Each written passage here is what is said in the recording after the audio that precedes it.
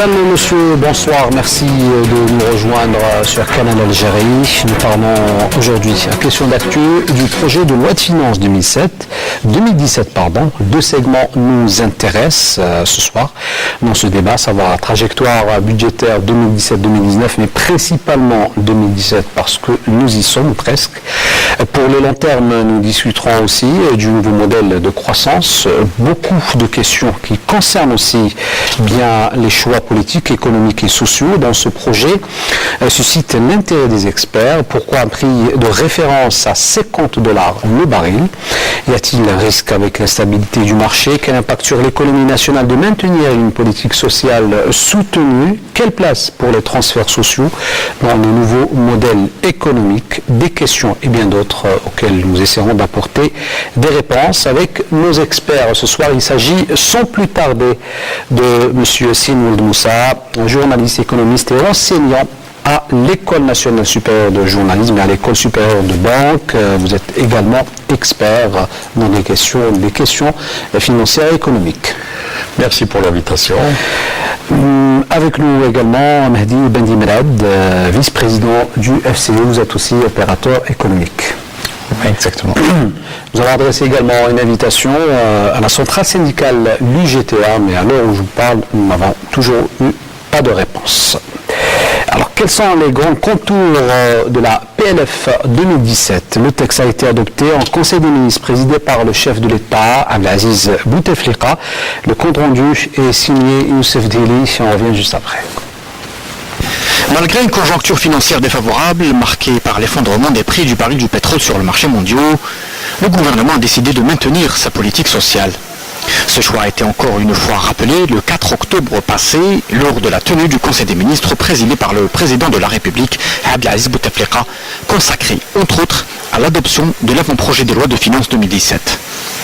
Dans ce projet, sur un montant global des dépenses de fonctionnement et d'équipement de l'ordre de 6 883 milliards de dinars, plus de 1 630 milliards de dinars sont alloués aux transferts sociaux. Ce qui représente près de 24% de l'ensemble des dépenses qui seront engagées par l'État dans le projet de loi de finances pour l'année 2017. Parmi les principaux bénéficiaires des transferts sociaux, nous trouvons en tête les subventions aux produits de base, céréales, lait, sucre et huile alimentaire avec plus de 400 milliards de dinars. La santé avec plus de 330 milliards de dinars et le logement avec plus de 300 milliards de dinars. Aux subventions directes, où figure également le soutien du prix de l'eau potable, vient s'ajouter le soutien indirect, à l'exemple des prix des carburants et de l'électricité et du gaz naturel. Mais en raison d'une conjoncture pétrolière défavorable et un budget prévisionnel élaboré sur la base d'un baril de pétrole de $50, des questions se posent aujourd'hui concernant l'efficacité des transferts sociaux. Certains estiment qu'il est plus judicieux et moins contraignant financièrement si ces aides aillent directement aux citoyens qui ont besoin du soutien de l'État et que ces aides ne profitent pas également aux couches ayant des revenus moyens et élevés. Lors de ce Conseil des ministres consacré à l'adoption du projet de loi de finances de 2017, le président de la République, Abdelaziz Bouteflika, a souligné que les importants crédits alloués au secteur en charge du développement humain, notamment l'éducation, l'enseignement, la santé, ainsi que les montants alloués aux transferts sociaux, confirment que la justice sociale et la solidarité nationale sont et demeureront les fondamentaux de la politique de l'État en Algérie.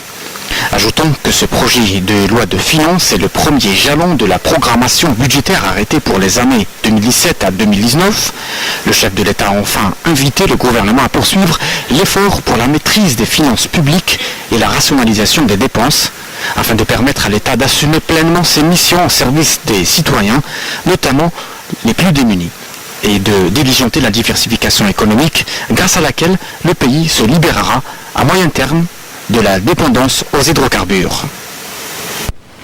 Je commence avec vous, M. Yassine Ould Moussa, loi de finances pour l'exercice 2017, première année du cadrage budgétaire qui s'étend jusqu'à 2019. Alors, un projet de loi établi sur la base d'un baril à $50. Pourquoi ce choix d'après vous? C'est très simple.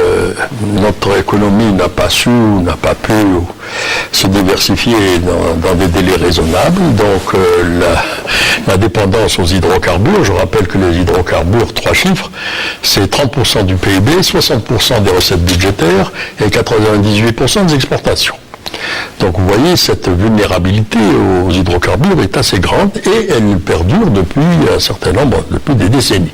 Je rappelle également à nos téléspectateurs que ce contre-choc, c'est le 3e contre-choc. Nous avons eu 3 contre-chocs et les chocs sont des hausses de prix du baril et les contre-chocs, c'est une baisse. Qu'elles soient organisées, manipulées pour des régions géostratégiques la plupart, qu'importe. Mais ceci prouve que nous sommes restés très dépendants de nos recettes d'hydrocarbures. Je rappelle également que depuis très longtemps, nous n'avons pas eu un débat sur le rôle des hydrocarbures, à savoir le premier, c'est celui du financement de l'accumulation nationale, de la croissance, qui permet le développement étant une croissance partagée, c'est le mieux possible. Ensuite, la satisfaction des besoins énergétiques dû au développement de l'aménagement du territoire, de la hausse des besoins sociaux, de l'adoption d'un certain modèle de consommation, et puis de l'aspiration légitime des Algériens au bien-être. Le 3e rôle, c'est naturellement les hydrocarbures comme gisement d'activité industrielle. Donc, dans la mesure où ce marché qui est totalement exogène à notre autorité, à notre pouvoir, etc., ça se passe sur d'autres marchés.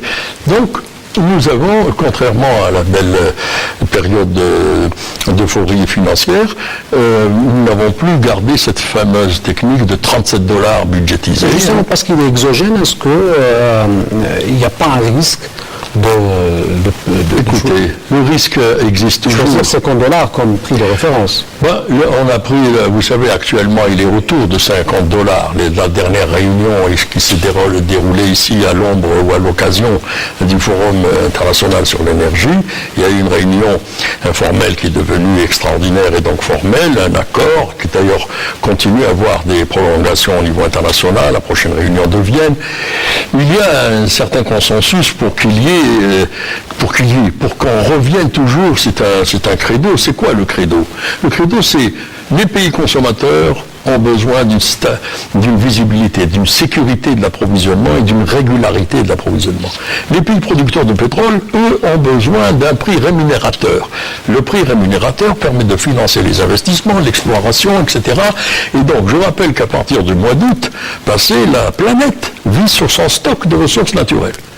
Et donc nous-mêmes, en tant que pays ayant des grandes ressources naturelles, nos ressources, notamment, je parle du gaz, nous avons de grandes réserves. Le problème, c'est que ces pays-là ne peuvent pas subir des contre-chocs. Ça porte atteinte à la croissance, ça crée de la récession.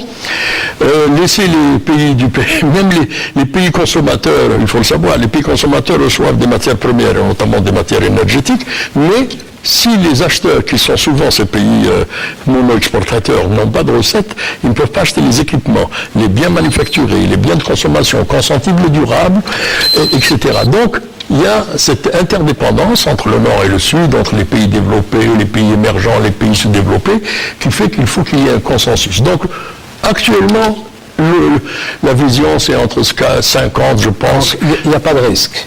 Oui, le risque. Surtout que pour l'année 2018, il est prévu un prix de référence de $55 et pour 2019, dans le cadre du cadrage budgétaire, ce sont à $60. Ce sont des progressions tout à fait raisonnables. On estime que s'il y a une petite relance de la croissance dans le monde, notamment la locomotive qu'on appelle la Chine, parce que le centre du monde, c'est la Chine, il faut le savoir.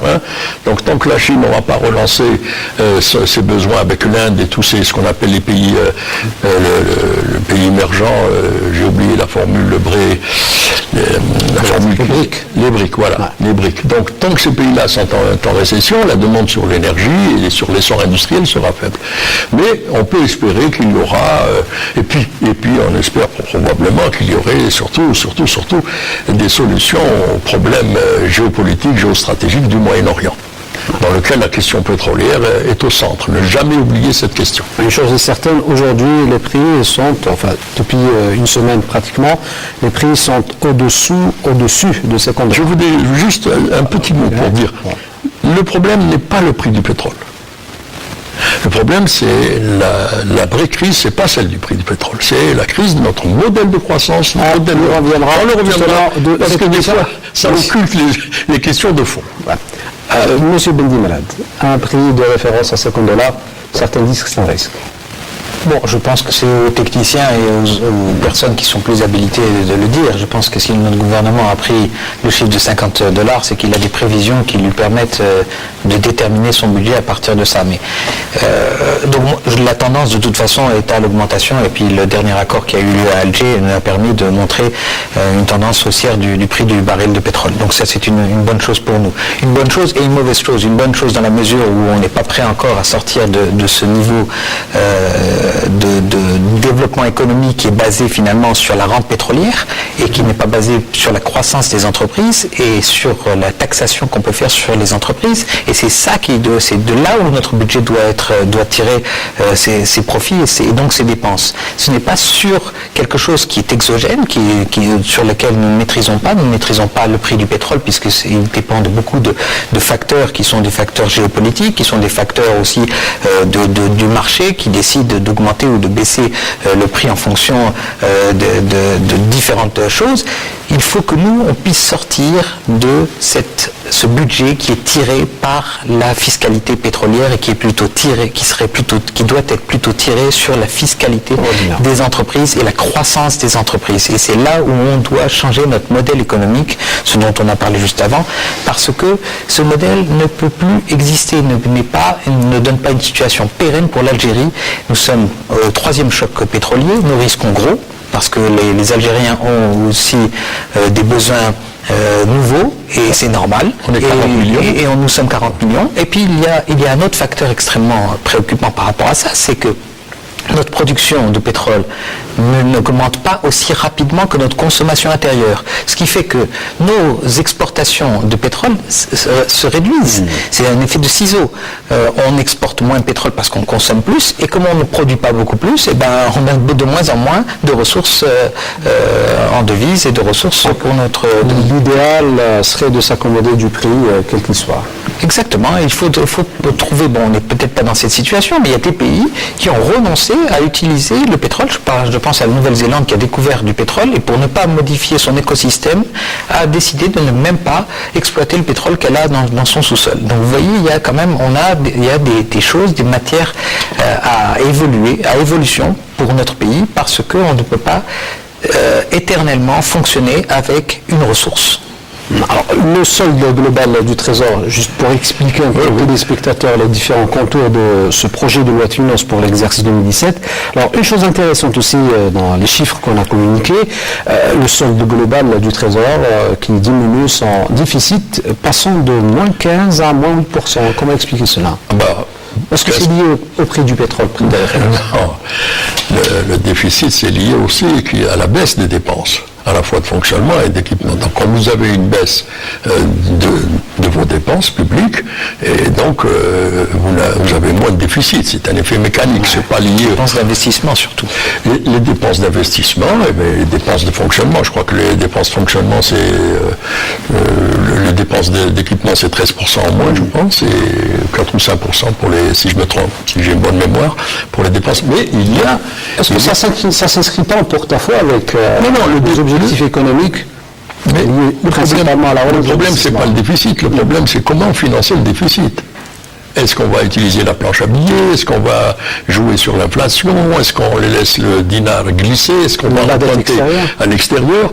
C'est le problème du financement du déficit et son effet sur l'économie et sur la société, sur bien sûr les catégories les plus fragiles Alors les catégories les plus fragiles, c'est ceux qui ont ce qu'on appelle des revenus fixes, les salariés.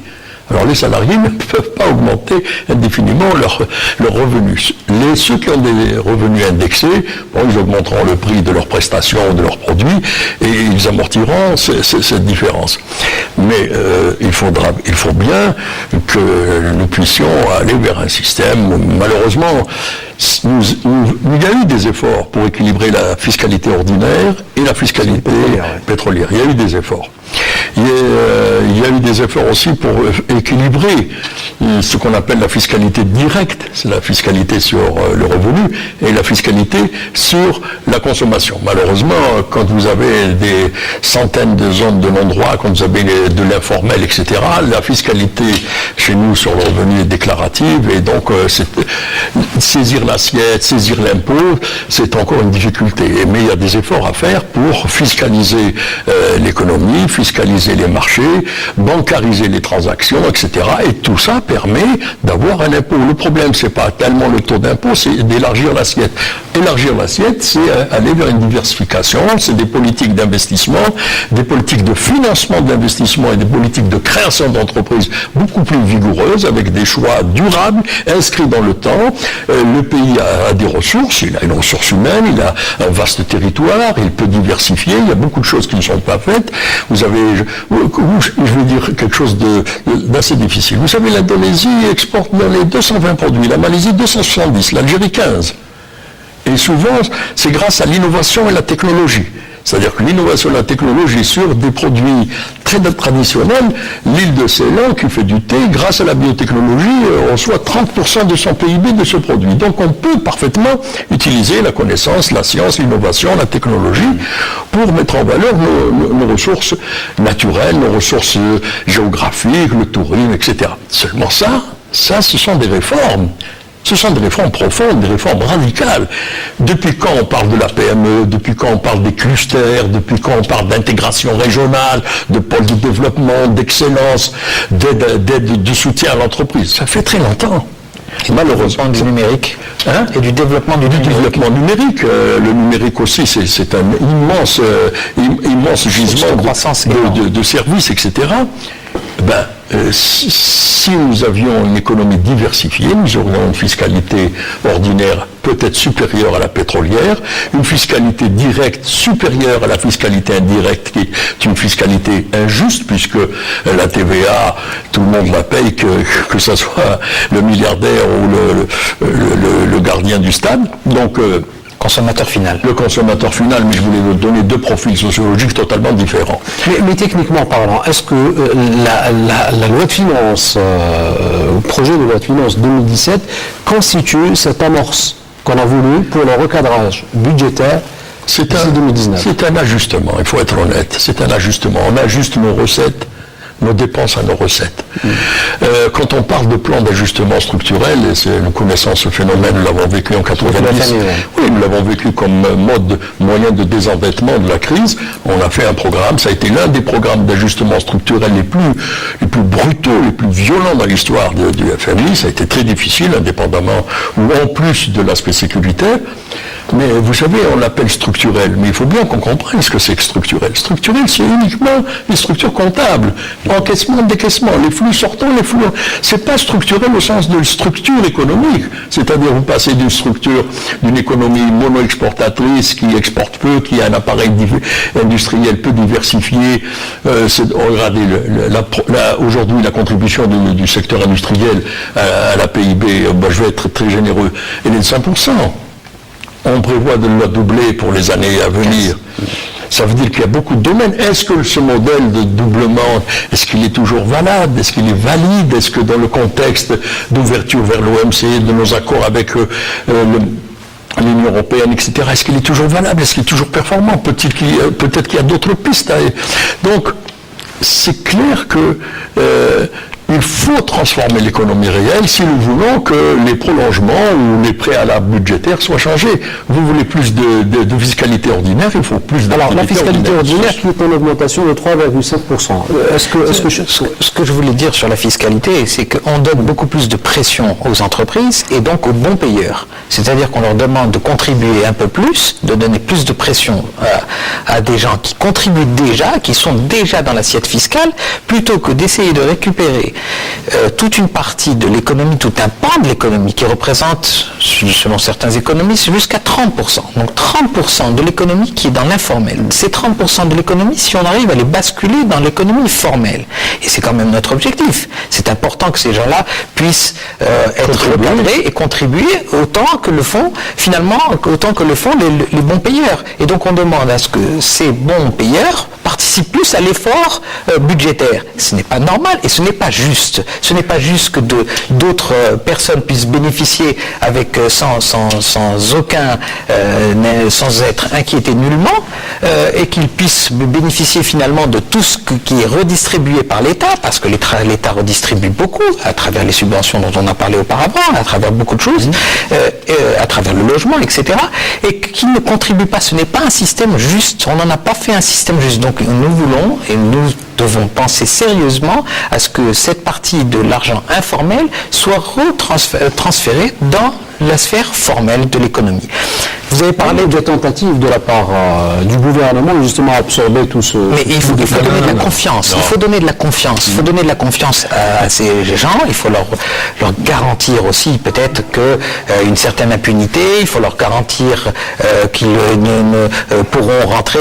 Il faut leur expliquer aussi l'importance. Il faut leur expliquer l'importance de rentrer dans un secteur, dans une sphère formelle. Il faut leur expliquer que et c'est normal que les employés cotisent à la Caisse nationale d'assurance sociale, c'est normal qu'on cotise à la CNR, c'est normal qu'on cotise aux différentes caisses parce qu'on doit contribuer à tout ça. Et c'est normal aussi que les employés puissent bénéficier, le jour où ils seront à leur retraite, puissent bénéficier de leur retraite, parce que quand ils sont dans cette sphère informelle, ils ne bénéficient de rien, ils n'ont aucune sécurité. Et ce n'est pas normal qu'on laisse tout un pan de l'économie dans l'insécurité. Donc il faut trouver, c'est pas quelque chose de typique à l'Algérie. Beaucoup de pays ont eu ce problème, mais beaucoup de pays ont eu à gérer cette phase de transition de l'économie informelle vers l'économie formelle. C'est un fait actuellement, donc il faut trouver les meilleures solutions pour que finalement réassurer ces gens, retrouver des gens qui puissent être confortés dans leur environnement et dans leur société. Ça c'est très important. Vous avez parlé tout à l'heure aussi de l'inflation. L'inflation c'est quelque chose qui va toucher bien sûr aussi qui va toucher les salariés. L'inflation c'est quelque chose qui est néfaste parce que on détruit l'information qui est contenue dans le prix. Quand vous êtes à un prix et que vous modifiez le prix quelque temps après, vous avez détruit finalement toute l'information que vous pouvez contenir dans le prix. Et au dire des statistiques de l'OMS, nous avons un taux du 1er janvier au 31 juillet 2016 de 6,6%. Si nous terminons l'année avec la même tendance, nous serons à 10,8%, c'est-à-dire très en dessus de tout ce qui est critères dont vous avez parlé tout à l'heure, du programme d'ajustement structurel ou des critères d'une économie saine. Et ça, c'est quelque chose où on ne peut pas financer l'économie par la planche à billets. C'est des méthodes qui sont révolues depuis longtemps. Il faut qu'on retrouve une certaine restriction par rapport à ça, de façon à avoir une économie saine. C'est le but de la trajectoire budgétaire, c'est un peu la philosophie de cette loi de finances qui essaie d'ajuster les recettes aux dépenses. Le problème, c'est comment, non pas empêcher, mais contenir l'inflation. Comment contenir? L'inflation est un phénomène mécanique lorsque vous êtes en situation d'insuffisance de ressources fiscales, qu'elles soient pétrolières ou ordinaires, d'insuffisance de ressources d'impôts, de recettes fiscales, qu'elles soient directes ou indirectes. Vous avez un budget. Je voudrais rappeler que notre mode de consommation, depuis à peu près 15 à 16 ans, a changé beaucoup. L'euphorie financière a fait que nous avons adopté un modèle de consommation. À créer de mauvaises habitudes. Non, tant mieux que nous ayons un modèle de consommation, tant mieux que nous vivons mieux, et tant mieux pour l'Algérie. Attendez, ne pas confondre. Il y a la morale, il y a l'économie. Et la conjugaison est très très difficile. Vous parlez des réformes. Ce que vous dites quand on parle de l'informel vers le formel, ça s'appelle les réformes, ça s'appelle la rigueur. Ça s'appelle faire des réformes qui permettent aux opérateurs. Il ne faut pas que ça soit un choix libre, il faut que ça soit un choix contraint. Vous êtes contraint. Vous parlez du rôle régalien de l'État. Je parle du rôle régalien de l'État en tant que puissance publique. Et la puissance publique a le devoir à la fois d'organiser, de fiscaliser, de bancariser, de légiférer, les marchés, la compétition, etc. Si vous avez comme ça des hommes de non-droit, vous avez des poches. Pourquoi les emprunts vous avez parlé, M. Bendimred, de la confiance. Mais la confiance se construit, elle a besoin d'une vision, qu'elle soit partagée, concertée, expliquée. Et ça, il faut être honnête, il y a eu un déficit. Et puis, vous savez, je ne voudrais pas reprendre les propos d'un homme politique européen qui disait « tout ce qui est urgent n'est pas important, car ce qui est important prend du temps ». Or, souvent, nous sommes dans l'urgence. Et ça, c'est pas une solution de gestion, de management. Donc, nous avons un problème dans le problème de la vision, de la concertation, pour avoir ce modèle. Pourquoi les Algériens vont dans l'informel? Ce sont des gens rationnels. Vous savez, c'est l'occasion qui fait le larron.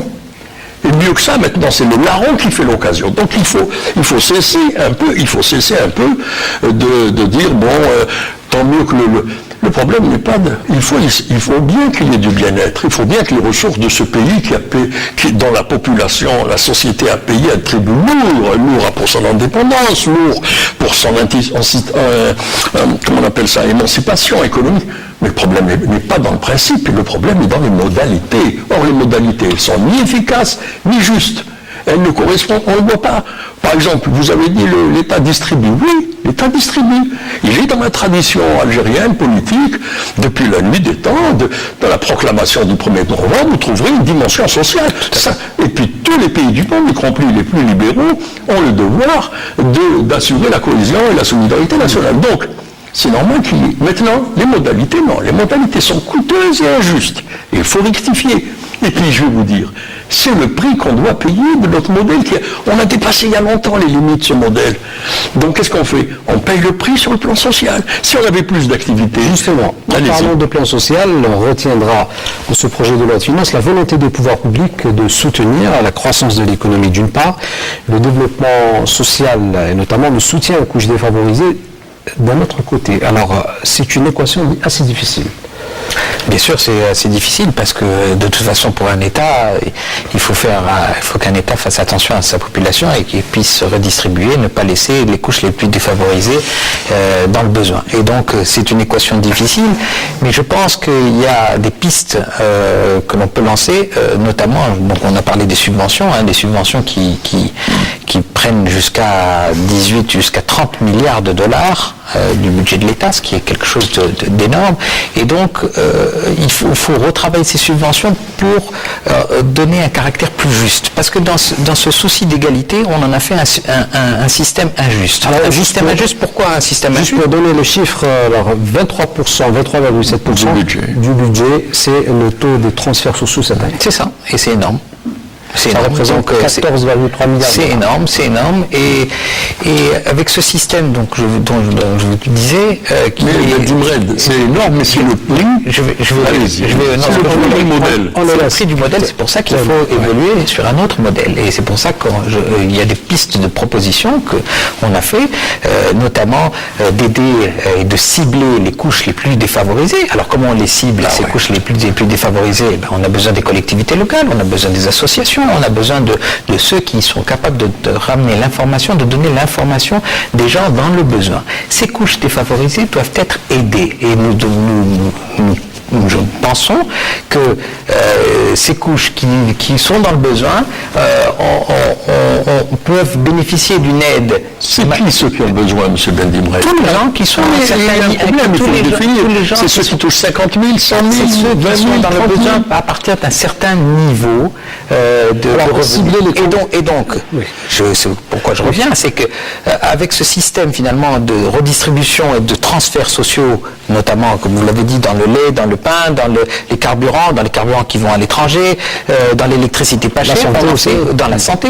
On en a fait aussi un système où on a fait beaucoup de gaspillage. Et on redistribue mal parce qu'on redistribue à tout le monde. Or, on doit redistribuer aux personnes. Comment cibler, justement? Comment cibler? Aux nécessiteux, je dis, on fait un ciblage au niveau des collectivités, au niveau des associations, au niveau des couches les plus défavorisées, au niveau des couches qui sont dans le besoin, au niveau d'un certain niveau de salaire qui minimum. Donc toutes ces couches, il y a d'autres méthodes.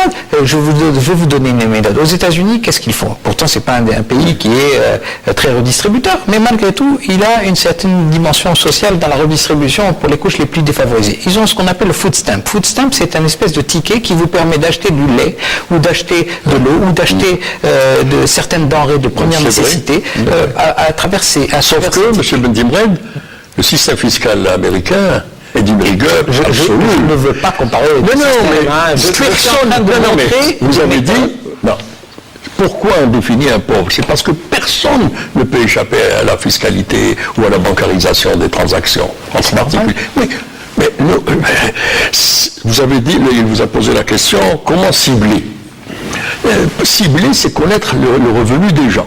C'est connaître la structure sociologique de notre société. Vous savez que les problèmes de logement font que nous n'avons pas encore, même si on a adopté ce qu'on appelle le modèle, le foyer conjugal, le noyau conjugal, le couple à deux, il y a encore beaucoup de familles qui sont regroupées, faute de logement. Bon.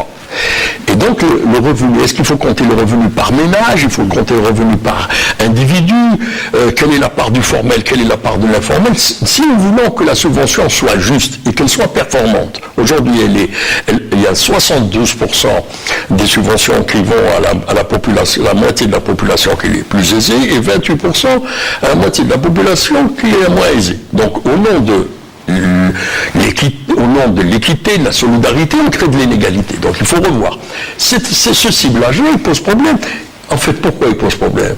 Parce qu'il exige d'autres préalables, d'autres réformes que nous devons faire. On ne peut pas dire ciblage comme ça sur notre chaise. Et puis, le ciblage, ça fait des années qu'on fait le ciblage. Et ça fait des années qu'on redistribue aussi de la même façon. Donc, il faut trouver un système qui nous permette d'être un peu plus performant et qui nous permette de redistribuer mieux. Et à la limite de mieux, quand on va faire des efforts sur toutes les pertes qu'il peut y avoir. Vous savez que pendant la période du mois de Ramadan, nous perdons à peu près dans les 4 à 5 millions de baguettes par jour. Et le carburant, Bendimred. Je parle du carburant, j'en ai parlé tout à l'heure. J'ai dit le carburant. 3 milliards de dollars. J'ai parlé du carburant, j'ai même dit ce carburant. 2 milliards de dollars. Exactement. Je vous ai même dit ce carburant. Le carburant global, c'est 3 milliards de dollars. J'ai même dit ce carburant qui part aux frontières. Donc ça veut dire qu'il faut trouver un moyen qui permette de rationaliser. Non, mais tu as entendu le chiffre? J'ai bien entendu le chiffre. Mais pour ça que je dis il faut trouver quand même un système qui permet de prendre maintenant le taureau par les cornes et de ne pas rester à dire depuis des années on continue. C'est plus un taureau qu'il faut prendre, c'est un troupeau. Mais le système doit être plus juste, le système doit permettre une redistribution équitable de cette rente aux gens qui en ont besoin. Alors, cette justice, cette équité dont vous parlez peut passer aussi par ce que certains financiers appellent l'impôt différencié, qui n'est pas appliqué en Algérie. Il est impossible de conserver un système de protection sociale sans traiter le système économique. On ne peut séparer, dissocier le volet social de l'État. Pourquoi? Parce que le volet social, c'est à la fois un effort de redistribution, mais on ne redistribue que ce que l'on produit. Or, nous, actuellement, nous redistribuons du pétrole, les revenus du pétrole. Donc, si on veut réduire nos subventions sociales, si on veut réduire, quand on me dit c'est social, l'enseignement supérieur, le bâtiment, le logement, non, je suis désolé, l'enseignement, le système éducatif produit une ressource rare qu'on appelle le capital humain, qui fait la richesse, il n'est de richesse que d'homme, ne jamais l'oublier. C'est l'homme qui crée la richesse, ce sont les hommes qui font l'argent, c'est pas l'argent qui fait les hommes. On s'est trompé, nous. On s'est beaucoup trompé là-dessus. Heureusement d'ailleurs. Heureusement d'ailleurs, mais seulement dans la société, il y a encore cette chanson-là, cette ritournelle qui fausse un peu les valeurs. Deuxièmement, si le logement, quand le bâtiment va, tout va. Quand le bâtiment va, tout va. Maintenant, les subventions pour les... Le bâtiment ne va pas en ce moment. Hein. Je peux vous dire que les entreprises du bâtiment souffrent énormément. C'est assez paradoxal. Donc ça veut dire que l'économie ne va pas si ça va. Oui, mais écoutez, le bâtiment ne va pas du tout en ce moment. Écoutez, nous sommes dans un pays qui a besoin de 3 millions et quelques de logements pour loger les plus de 35 ans. Donc, la demande sociale est importante. Vous pouvez me dire, est-ce que la demande solvable est importante? Ça, c'est une autre question. Mais normalement, c'est un secteur qui devait être florissant. Mais il n'est pas actuellement. C'est ce que je suis en train il y a de dire, le c'est qu'il problème. n'est pas Pourquoi actuellement. Et je vous ai dit, le problème, les entreprises, le financement, il y a beaucoup de facteurs, mais en tout cas dans le domaine du bâtiment, il y a un facteur important, c'est que les entreprises ne sont pas payées. Et comme les entreprises ne sont pas payées, elles ne peuvent pas continuer à investir, elles ne peuvent pas continuer à se développer, elles ne peuvent pas continuer à produire. Payé par l'État, M. Bendimouet. Beaucoup sont payés par l'État, bien sûr, ces entreprises. Donc l'entreprise ne peut pas être bailleur de fonds. Vous êtes bailleur de fonds, entrepreneur et bailleur de fonds. Sur des programmes qui sont déjà budgétisés et démarrés. Ce sont des entreprises non payées. Je ne vous parle pas des futurs plans de charge. Je vous parle actuellement, les entreprises souffrent. Il y a des entreprises dans le secteur du bâtiment, matériaux de construction, qui seront obligés de mettre des personnes au chômage technique parce qu'ils n'ont plus de demande. Donc il y a urgence par rapport à ça. Et vous savez très bien que le secteur de la construction est un secteur qui est éminemment pourvoyeur d'emplois et que si vous touchez la construction, vous touchez un nombre important d'employés qui vont être dans pas longtemps au chômage. Donc vous allez encore augmenter la situation sociale plus alarmante qu'elle n'est actuellement. Pour ne pas éluder la question, j'ai parlé d'impôts différenciés. Impôts différenciés. Alors, notre pays figure parmi ceux qui ont l'imposition, même si ça déplaît à certains, parmi les plus bas du bassin méditerranéen. Si on prend la moyenne sur le revenu, sur l'UBS, c'est de 22%. Le problème n'est pas le taux. Le problème, c'est l'assiette et le fait de collecter l'impôt, qui est une mission de l'impérium, qui est une mission régalienne de l'État. Celle-ci, écoutez, beaucoup sont riches parce qu'ils ne payent pas l'impôt. C'est pas sérieux, ça. Ça n'existe pas. Essayez de faire une fraude fiscale aux États-Unis. Essayez. Essayez de rentrer dans un supermarché, au-delà d'une petite somme de produits alimentaires, essayez de tirer du cash et de ne pas payer avec un paiement électronique, avec une carte, etc. Donc c'est très organisé. Alors l'impôt c'est un élément important d'orientation, d'allocation des ressources, de redistribution, de sanctionner des activités qui sont parasitaires, d'encourager des certaines. Quand l'impôt ne joue pas ce rôle, vous ne pouvez pas. L'impôt, c'est un élément fondamental, structurant de l'économie. Bien sûr qu'il est différencié. Si je le prends par exemple pour les PME, 92% de l'industrie américaine sont des PME. Ils ont un texte qui a 63 ans cette année. Et on le change. Qu'est-ce qu'on change chaque année? On change les impôts, les secteurs qui fonctionnent bien. On soustrait les aides, on les donne vers les secteurs qui fonctionnent peu. Et donc, c'est-à-dire c'est encore des aides ciblées. Et l'impôt, on le régule. C'est ce qu'on appelle les politiques de régulation. Donc on ne peut pas... Et ça, on ne le fait pas en Algérie. Ce qu'on a cru comprendre. Il y a un autre impôt qui touche les entreprises, qui est la TAP, qui est un impôt qui est très injuste, parce que c'est un impôt qui est sur le chiffre d'affaires et non pas sur le bénéfice. Donc, mais il finance les collectivités locales. Même pas les collectivités locales. S'il finançait réellement les collectivités locales, on l'aurait vu. Il faut être réaliste par rapport à ça. 1%, mais 1%, c'est des fois, 1 à 3%, c'est des fois ce que font certaines entreprises comme marge. Et quand vous les taxez à 1 ou à 3% sur leur chiffre d'affaires, vous les mettez presque automatiquement dans une situation d'essayer de rechercher l'informalité. Mais si elles sont à 1%, c'est qu'elles sont peu compétitives. Il faut trouver un système qui est au contraire, qui permette... Nous sommes pour la suppression de la TAP pure et simple, parce que la TAP ne redistribue pas, comme vous l'avez dit, les collectivités locales. Ça ne se voit pas, en tout cas au niveau des collectivités locales, parce qu'on aurait vu des collectivités locales qui seraient bien plus riches qu'elles ne sont actuellement. Mais nous pouvons maintenir la TAP, par exemple, sur les produits d'importation, sur les entreprises qui importent, ça ne pose aucun problème. Mais sur la production nationale, pourquoi donner un impôt qui est injuste, qui est sur un chiffre d'affaires et non pas sur un bénéfice? Pourquoi laisser un impôt comme ça qui finalement entache le bon fonctionnement de certaines entreprises? Et ça permettrait aussi, c'est une piste pour transférer l'informalité vers la formalité. Alors, pour revenir au contour de cette loi de finances 2017, enfin, projet de loi de finances, on ne fait pas mention de dette extérieure, du moins pour l'instant. On ne fait pas mention de dette extérieure. On parle de recadrage. Bon, pour l'instant, il y a les avoirs, les réserves sont dans selon les déclarations officielles, sont encore importantes. Le FMI, dans un rapport, considère que la capacité d'endettement de l'Algérie serait, pour les années, les 3 ou 4 années qui viennent, elle serait, compte tenu de nos réserves, serait de 3 milliards de dollars.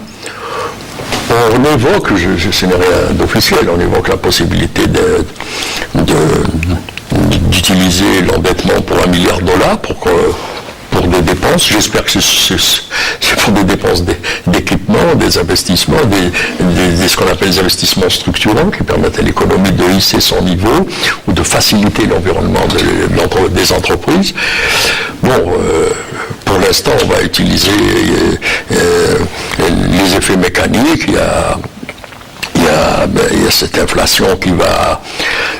Qu'est-ce que c'est un ajustement? Le mot est un peu violent, mais c'est trouver la répression la plus douce, la plus subtile de la demande solvable. Parce que quand vous avez beaucoup d'argent, ça crée une demande, vous n'avez pas assez d'offres, ni de biens, ni de services. Donc il faut qu'il y ait un effet d'éviction. Alors parmi l'effet d'éviction, il y a la hausse des prix, il y a la dépréciation du dinar. Le dinar entre 2014 et 2016, par rapport au dollar ou par rapport à l'euro, c'est beaucoup. Donc tout ça, c'est du pouvoir d'achat en moins. Avec vos 100 dinars, et en 2014, vous pouvez importer et consommer, je plaisante, 1 kilo de beurre. Maintenant, vous pouvez consommer et importer 250 grammes ou 500 grammes. Donc ce sont des effets d'ajustement. Il n'y a pas d'autre solution. Le problème, c'est que maintenant, c'est ce qu'on appelle la facture cash. Ça, c'est la facture de la non-diversification. C'est la facture. Mais est-ce que c'est grave de s'endetter? Est-ce que c'est grave? Le problème, encore une fois, pour un pays comme l'Algérie, qui est un pays seul. Mais qu'est-ce que ce n'est pas très attendez. Parce que réduire, s'endetter dépenses, en soi. Mais le problème, c'est quoi en faire?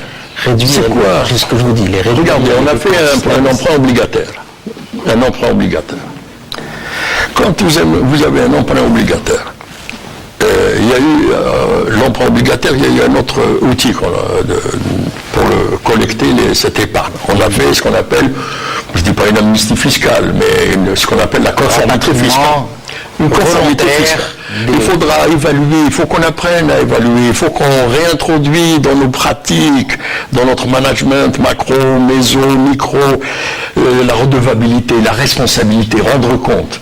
Il faut qu'on évalue les résultats. On ne peut pas continuer comme ça, avec le nez sur le guidon, une économie prisonnière d'un baril de pétrole, d'une commande publique, etc. Donc, on doit faire l'évaluation. La conformité fiscale, qu'est-ce qu'elle a rapporté?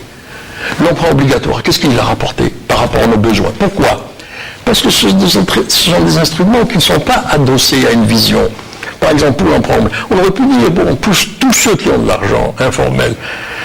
On peut considérer comme formel dès lors qu'il est investi dans telle et telle filière prioritaire, dans tel et tel secteur prioritaire. Tout est à faire chez nous, dans notre pays. Si on veut savoir ce qu'il faut faire, il n'y a qu'à faire une lecture intelligente, lucide de notre balance commerciale, des statistiques du CNIS, de la douane. Et vous saurez ce qu'on peut faire chez nous, compte tenu du fait qu'on ne peut pas tout faire chez nous. Mais il y a beaucoup de choses qu'on aurait pu faire chez nous. Créer de l'emploi, créer du revenu, créer de l'impôt, créer du développement local, créer de l'intégration sectorielle et régionale, faire le saut technologique. Tout ça, c'est extrêmement possible. Donc finalement, quand ce n'est pas adossé à une vision, les instruments de court terme ne peuvent pas vous régler les problèmes de long terme. Alors, voilà. On laisse M. Bendimeled autour de la question de l'endettement, qu'il soit extérieur ou intérieur. Bon, sur l'endettement, enfin, je pense qu'on est à un niveau, l'Algérie est un pays, un grand pays, donc un pays qui peut se permettre un endettement. Il y a des critères qui avaient été énumérés lors du traité de Maastricht. Je pense que nous sommes très loin de ces critères-là actuellement en termes d'endettement. Donc un petit peu d'endettement, mais même extérieur, ne va pas influer négativement à la position et à notre solvabilité et notre rating des agences internationales, de notation internationale. Donc un peu d'endettement qui permet de financer l'investissement serait une très bonne chose. Et l'endettement qui a été fait par l'intermédiaire de l'emprunt était destiné à financer des investissements. Donc c'est 700 milliards de dinars destinés au financement d'investissements, que ce soit des investissements d'ouvrages publics ou d'autres investissements, mais c'était quelque chose qui était destiné un mauvais souvenir, celui des réformes structurelles imposées par le FMI. Oui. Justement à cause de... Mais nous étions dans une situation catastrophique. D'abord, nous étions pas du tout dans le même modèle. Nous sortions d'une économie qui était une économie dirigée. Nous avons décidé à un moment de nous réorienter, sachant que le système que nous avions à l'époque n'était pas un système qui était adéquat, qui n'était pas un système qui nous permettait d'avoir une situation pérenne pour l'Algérie. Donc nous avons réorienté notre économie sur une économie basée sur le marché, ou du moins un peu plus libérale qu'elle n'était auparavant, qui était une économie dirigée. Donc par rapport à ça, il fallait reconstruire et repositionner, recomposer les indicateurs macroéconomiques, et c'est par l'intermédiaire du plan d'ajustement structurel imposé par le FMI, hélas, mais c'est par ces... Il n'a rien imposé du tout. Je rappelle, non. C'est nous qui... Attendez. Quand il les a imposés, c'est parce que nous étions dans une situation financière tellement difficile. Je suis d'accord. Donc, nous sommes allés voir le FMI, qui est allé voir la communauté internationale, pour les téléspectateurs. Enfin, je voulais passer un petit peu ces détails-là. Ce sont des épisodes. Non, parce que je ne peux pas, si je rentre dans des détails de tout, mais c'est pour vous dire... Ils ont fait le boulot, ils ont défendu notre cause, ils nous ont présenté la facture, et ils nous ont dit libéralisation du commerce extérieur, fin des dépenses sociales, libération de 450 000 employés. Je me souviens parfaitement de cette époque-là. La facture était très très très lourde. Bien sûr. Et c'est comme ça que le FMI a pu convaincre la communauté internationale de nous laisser payer les intérêts, c'est pas le principal pendant 3 années. Et c'était la seule manière de sortir. C'est pour ça que nous ne devons pas nous retrouver dans une situation identique. Nous avons un système qui est imposé de l'extérieur. Nous devons... Il y avait une autre solution. On a choisi le désendettement par le pass. Mais c'est un autre débat. C'est un autre débat. Nous avons décidé de changer, et cette économie, notre économie doit changer. Elle doit être changée de l'intérieur. Mais dans l'urgence, monsieur Bendimed, dans l'urgence, alors une alternative à cet endettement extérieur, en termes de ressources, qu'est-ce qu'il faut faire? En termes de ressources, sur dans l'urgence, l'urgence, nous ne sommes pas dans une situation catastrophique, nous ne sommes pas d'abord dans la situation des années 90, parce que nous avons quand même un matelas de réserve qui nous permet de lisser toutes ces choses-là. Donc on n'est pas dans la même situation. Et il n'y a pas de dette. Et il n'y a pas de dette, exactement. Voilà. La dette est à 1,5 milliard ou 2 milliards, ce qui n'est pas énorme pour un pays comme l'Algérie. Donc, ce que je veux dire, nous pouvons maîtriser actuellement nos réformes en profondeur, nos réformes structurelles en profondeur, nous pouvons les maîtriser, nous pouvons les lisser parce que nous avons notre matelas qui est là, présent, et qui nous aidera justement à converger vers une économie plus productive, une économie où on travaille. Quand j'ai parlé tout à l'heure, quand j'ai dit c'est bien que les Algériens puissent bénéficier de toutes ces avancées, de tous ces biens de consommation, mais bien sûr c'est bien qu'ils par le travail, pas par l'assistanat. Pas par l'assistanat. Je voulais remettre un petit peu un point là-dessus. À la transition toute faite pour parler justement d'un sujet dont on en parle beaucoup ces derniers temps, notamment le nouveau modèle économique. Le soutien. Alors, personnellement, il s'agit de quoi vraiment? Alors, je vais être très franc, jusqu'à présent, je ne sais pas de quoi il s'agit. Je ne connais pas ce nouveau modèle économique, je ne pourrais pas donc en parler. Ce que je sais, c'est que ce modèle a atteint ses limites, les a dépassées. Maintenant, il y aurait plusieurs modèles économiques. Qu'est-ce que c'est un modèle économique? C'est un modèle pour lequel il y a une large concertation, une large adhésion, une implication des acteurs économiques et sociaux, un grand dialogue, et après, une fois, on se fixe pour des moyennes et longues durées. Alors, le modèle économique, c'est ce qui permet de créer de la richesse en permanence, de façon exponentielle, pour créer les emplois, valoriser les territoires, utiliser cette main-d'œuvre, cette jeunesse qui sort des universités. Cette année, je vous donne un exemple, pour montrer la difficulté de nos systèmes économiques à créer des entreprises.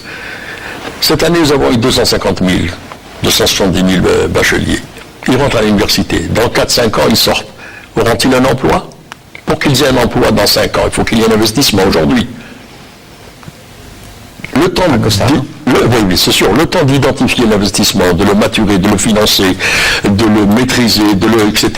Vous savez, avec les différentes lenteurs et puis le poids de la bureaucratie qui n'a pas encore remis ses armes, eh bien, ce sera 4-5 ans. Je vous ai parlé de ceux qui sont rentrés cette année. Je ne vous ai pas parlé de ceux qui sont dans le pipe. Donc, on a le défi de l'emploi, on a le défi de l'aménagement du territoire, on a le défi de l'égalité du citoyen devant le service public, on a le défi de l'équité, on a des défis internationaux, nous avons des engagements avec l'Union européenne, et nous voulons être à l'OMC, et tout ça doit nous pousser à avoir plus de compétitivité, donc plus de rigueur. Donc, le nouveau modèle de croissance, c'est ça les challenges. Maintenant, dans quel secteur? Quels que soient les secteurs que nous devons choisir, agriculture, tourisme, tout ce que vous voulez, on doit changer le logiciel de fonctionnement et d'investissement. Il doit changer le logiciel de fond. Réforme du financement, de la création d'entreprises, réforme du financement de l'exploitation, de l'investissement, la gouvernance dans les régions, quels sont les pôles, quelles sont les activités qui méritent d'être développées, quelles sont les activités où nous avons des avantages comparatifs qui nous permettent de nous insérer de façon performante dans les chaînes de valeur internationales. Toutes ces questionnements-là, il faut les arrêter et ne plus en parler. Parce qu'on en parle depuis longtemps, mais il faut y aller. Notre développement, je pense moi aussi. Tu es au courant du nouveau modèle de croissance? Du PPP, je pense partenariat public-privé, ce sont des modèles qui sont utilisés dans beaucoup de pays développés et des modèles qui marchent parce que on permet à l'initiative privée, donc aux entreprises privées, de participer à un effort de développement national ou un effort de développement sur un équipement public. Et ça, c'est des pistes qui sont... Mais je connais un seul exemple. J'en connais beaucoup des exemples qui avec le PPP. Vous parlez peut-être de l'eau, qui a bien marché. Non, moi je parle partenaire algérien, partenaire public algérien. Il y a aussi d'autres méthodes, le BOT, Build, Operate and Transfer, donc construire, opérer et manager et transférer. Donc il y a différentes panoplies et différents outils finalement pour permettre à l'économie et aux investissements publics d'être financés par le privé. Et donc, on pourrait transférer le modèle économique de dépenses publiques où l'État est omniprésent dans beaucoup de secteurs où des entreprises publiques ne sont pas performantes parce que d'abord elles se autodétruisent, elles se détruisent entre elles déjà. Combien d'entreprises d'un même... Tu es méchant? Non, je ne suis pas méchant, je suis réaliste. Beaucoup d'entreprises du même groupe, et pas plus tard que ce matin j'en ai vu une, dont je ne citerai pas le nom, ça n'a pas d'intérêt. Pas plus tard que ce matin, j'en ai vu une qui a une créance vis-à-vis d'une autre entreprise du même groupe d'un montant faramineux qui ne lui permet plus de se développer et qui lui permet difficilement de payer ses salaires. Est-ce que les deux sont dans le même groupe? Exactement. Il y a un problème de gestion. Exactement. Est-ce que c'est un système qui donne une situation pérenne à ces entreprises? Non. Donc, ces entreprises qui ont des atouts, parce qu'elles ont un patrimoine au niveau industriel énorme, elles ont des terrains énormes, il faut permettre à ces entreprises d'aller dans une sphère beaucoup plus productive, dans une sphère efficace, qui est la sphère de l'économie tirée par le privé. Et donc, transférer petit à petit aussi, ça c'est une piste, de ce modèle d'entreprise publique allant vers le modèle... Et c'est ça le nouveau modèle économique? Non, ça fait partie de pistes. Je parle de pistes. Quelle est la contribution du FCE dans ce modèle? Parce que beaucoup de partenaires sociaux et économiques ont été consultés pour... Le FCE a fait beaucoup de propositions, notamment dans les 50 propositions il y a en 2012, et dans le plaidoyer pour l'émergence de l'économie algérienne qui était l'an dernier, qui a été remis aux autorités. Et il y a différentes pistes qui ont été, je vous en ai donné une, mais tout ça vous pouvez le lire sur le site web du FCE, mais c'est différentes pistes pour transformer l'économie nationale, pour passer d'une économie qui est basée sur la rente pétrolière sur une économie productive. Et il y a beaucoup d'outils, je vous en ai cité quelques-uns, mais il y a beaucoup d'outils qui vont permettre de modifier et d'avoir une structure de notre économie plus transparente, plus fluide. La bureaucratie est quelque chose qui entrave sérieusement le développement des entreprises. Et cette bureaucratie qui est pesante et qui est à tous les secteurs finalement de l'État ne permet pas aux entreprises de se développer, ne permet même pas la création suffisante des entreprises. C'est une fatalité, la bureaucratie? Non, ce n'est pas une fatalité. Je pense qu'on peut très bien la combattre. Bien au contraire, je pense que c'est avec des méthodes justes et des méthodes rationnelles. Par exemple, je donne un exemple parmi d'autres. Mais la redondance des documents qu'on vous demande quand vous allez au ministère de l'Énergie pour demander une autorisation d'importation ou de produits dangereux par rapport à d'autres ministères, d'autres documents qui sont demandés dans ces dossiers, sont les mêmes. Donc on vous redemande des dossiers en veux-tu et en voilà pour des documents qui existent déjà et qui ont déjà été donnés dans un dossier. Donc la bureaucratie, vous la connaissez, elle démarre... Le problème, c'est pas les instruments. Le problème, c'est pas les instruments. Si je fais une comparaison avec la musique, le problème, c'est pas tellement... il faut laisser l'entrepreneur... Il peut avoir un problème de partition. Ce que je voulais vous dire, c'est qu'il faut permettre à l'entrepreneur et aux personnes désireuses de s'engager dans une aventure entrepreneuriale, de démarrer leur activité et de réussir. Et pour leur réussite, il faut leur donner le maximum de moyens. Pour leur donner le maximum de moyens, il faut leur donner un avenir qui est fluide et bien transparent tout le long du process de leur entreprise. Et ça ce sont des réformes. Un dernier mot, nous arrivons à la fin de cette émission. Je vous donnerai une minute peut-être. Oui, le dernier mot, c'est que nous espérons que nous engageons notre pays dans des réformes qui changent l'environnement de la création d'entreprises, de la PME, qui permettent l'intégration, etc. Et puis que ce modèle, par exemple, soit discuté, soit connu, et pour qu'il ait une application, et puis qu'on passe à autre chose. Et si nous avons une certaine relative tranquillité sur 2-3 ans, nous devons utiliser pour remettre de l'ordre notre écosystème économique et faire que les grandes fonctions de l'État et les grandes fonctions des politiques publiques et de régulation redonnent du sens, redonnent de la confiance, redonnent notre pays n'est pas sans moyens, pas du tout, il a des ressources indiscutables. Tout le problème, c'est leur mise en valeur et les modalités, le consensus social qui doit régner autour de cela. Et ça, je l'espère pour notre avenir. Et puis ne plus rester uniquement dans des visions de court terme. Hein? En arabe, on dit les habirbah, l'âme touille, le doigt mit qbrkham. Voilà, merci. Merci Yassine Boussa, je rappelle journaliste, économiste, enseignant à l'École nationale supérieure de journalisme, mais aussi à l'École supérieure de banque, expert financier et des questions économiques. Merci à vous également. Monsieur Mahdi Bendimrad, vous êtes vice-président du Forum des chefs d'entreprise. Juste dire qu'il a dit une chose très importante, l'État doit être un régulateur. Et je pense que l'État doit sortir de cette présence, de cette omniprésence dans l'économie et dans le fonctionnement des entreprises et être plutôt réguler les entreprises. Donc reprendre sa fonction régalienne et donner un peu plus d'aisance à ces entreprises. Cette crise, pour nous, est une aubaine parce qu'elle va nous permettre, elle va nous pousser, et je l'espère, heureusement qu'on a des façons de lisser les problèmes qui pourraient en découler de par nos réserves de change. Donc elle va nous permettre d'enclencher, elle doit nous permettre d'enclencher des réformes profondes et structurelles de notre pays. Merci Mahdi Bendimrad, je rappelle vice-président du Forum des chefs d'entreprise et opérateurs économiques. Merci à vous également, madame, monsieur, de nous avoir suivis. En espérant vous retrouver la semaine prochaine. Nous parlerons du 17 octobre. D'ici là, je vous souhaite une excellente soirée et à la semaine prochaine. Au revoir.